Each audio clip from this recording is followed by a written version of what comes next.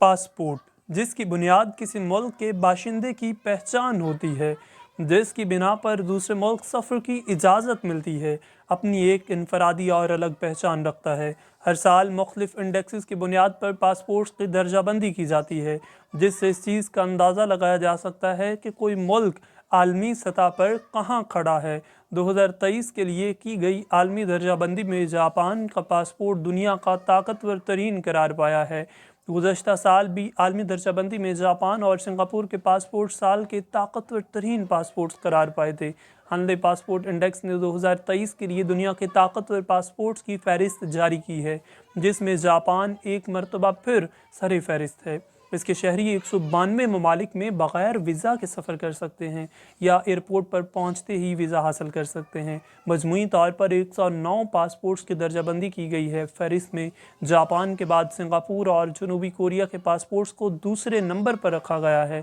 ان ملکوں کے شہری 192 ممالک میں ویزا فری انٹری حاصل کر سکتے ہیں۔ ویزا فری یا کسی جگہ پہنچنے پر ویزا حاصل کرنے والے پاسپورٹس کی اس فہرست میں جرمنی اور اسپین کو مشترکہ طور پر تیسرے نمبر پر رکھا گیا ہے، جس کے شہری 190 ممالک میں ویزا فری انٹری حاصل کر سکتے ہیں۔ اٹلی، فن لینڈ اور لگزمبرگ مشترکہ طور پر چوتھے نمبر پر ہیں، جن کے شہریوں کو 179 ممالک میں یہ سہولت دستیاب ہے۔ 188 ممالک کے ساتھ اس سہولت میں ڈنمارک، نیدرلینڈ، سویڈن، آسٹریا 188 ممالک کے ساتھ اس سہولت میں ڈنمارک، نیدرلینڈ، سویڈن، آسٹریا کے پاسپورٹس 5ویں نمبر پر ہیں، جبکہ پرتگال، آئرلینڈ، فرانس اور انگلینڈ کے پاسپورٹس کے حامل افراد 187 ملکوں میں ویزا فری یا ویزا آن ارائیول کی سہولت حاصل کر سکتے ہیں۔ 186 ممالک کے لیے سہولت حاصل کرنے والے پاسپورٹس میں بیلجیم، جمہوریہ چیک، سوئٹزرلینڈ، امریکہ، ناروے، نیوزی لینڈ کے شہریوں کے پاس ہے، جبکہ آسٹریلیا، یونان، مالٹا اور کینیڈا کے پاسپورٹس 185 ممالک کے لیے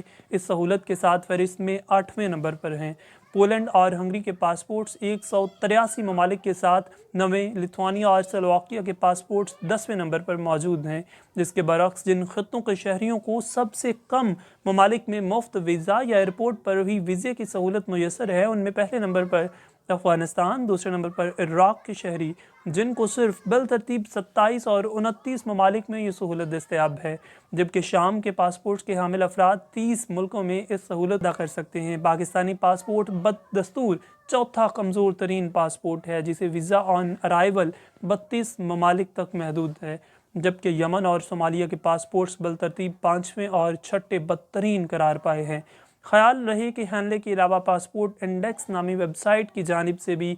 پاسپورٹس کے حوالے سے انڈیکس جاری کیے جاتے ہیں۔ اس انڈیکس میں سب سے طاقتور پاسپورٹ ایک مسلم ملک کا قرار پایا ہے، جو متحدہ عرب امارات ہے، جس کے بعد Sweden, Finland, Italy, Germany, Netherland, Denmark, Austria, France, Spain, Switzerland, جنوبی کوریا اور نیوزی لینڈ کے پاسپورٹس طاقتور ترین قرار پائے ہیں۔ اس فہرست میں پاکستانی پاسپورٹ کو بھی کمزور ترین پاسپورٹ کی فہرست میں شامل کیا گیا ہے، جسے ویزا فری یا آن ارائیول کی سہولت صرف 36 ممالک کے لیے دستیاب ہے۔ دنیا بھر کے ممالک میں رہائش اور شہریت کے حوالے سے سروسز فراہم کرنے والی لندن کی ایک فرم ہے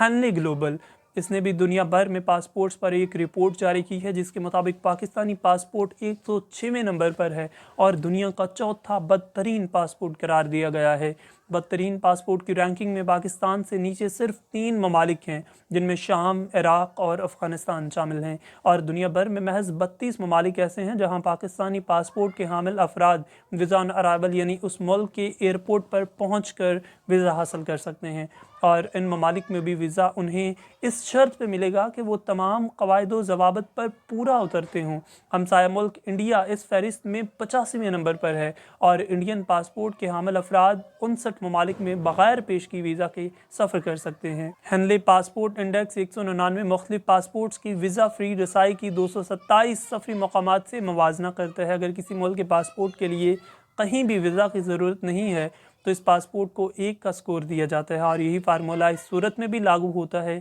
اگر آپ کسی پاسپورٹ پر ویزا آن ارائیول، وزٹر پرمٹ یا الیکٹرانک ٹریول اتھارٹی کے ذریعے ویزا حاصل کرتے ہیں۔ پاکستانی 32 ممالک میں پہنچ کر ویزا آن ارائیول تو حاصل کر سکتے ہیں، مگر اس کے لیے چند شرائط پر پورا اترنا ضروری ہے۔ مثلاً سیاحت کے لیے مالدیپ جانے کے لیے خواہش مند پاکستانیوں کے لیے ضروری ہے کہ ان کے پاسپورٹ کی میعاد ختم ہونے میں کم از کم 1 مہینہ باقی ہو، 30 دنوں کے اندر اندر واپسی کا ٹکٹ موجود ہو، اگر وہاں سے آگے کسی اور ملک کا سفر کا ارادہ ہے تو وہاں کا ٹکٹ موجود ہو، رہائش کے لیے ہوٹل یا ریزورٹ کی جانب سے بکنگ کی تصدیق یا مالدیپ میں اخراجات پورا کرنے کے لیے کافی فنڈز کا ثبوت فراہم کرنا ضروری ہے، $150 یومیہ نقد یا بینک سٹیٹمنٹ موجود ہو۔ اس کے علاوہ مشرقی وسطیٰ میں قطر بھی ان ممالک کی فہرست میں شامل ہے جہاں پاکستانی شہریت کے حامل افراد پہنچ کر ویزا حاصل کر سکتے ہیں، مگر اس کے لیے ضروری ہے کہ آپ کے پاسپورٹ کی میعاد ختم ہونے میں کم از کم 6 مہینے باقی ہوں، آپ کے پاس پولیو کارڈز کے ساتھ ساتھ واپسی کا ٹکٹ موجود ہو، آپ کے پاس قطر میں رہائش کا ثبوت ہو یا ہوٹل کی بکنگ کی تصدیق موجود ہو،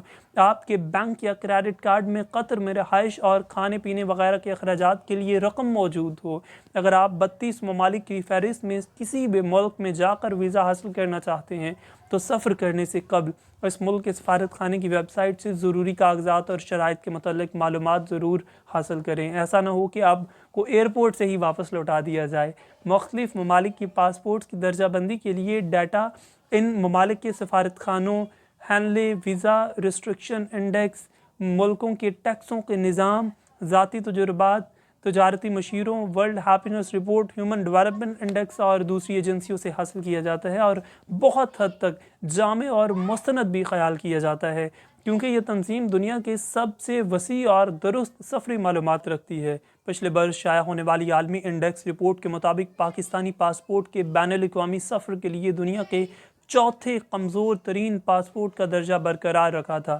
پاکستانی حکمران اور عوام بھی اس لمحہ فکریہ کے متعلق سوچیں کہ ہم کہاں کھڑے ہیں۔ اللہ پاک ہمارا حامی و ناصر ہو۔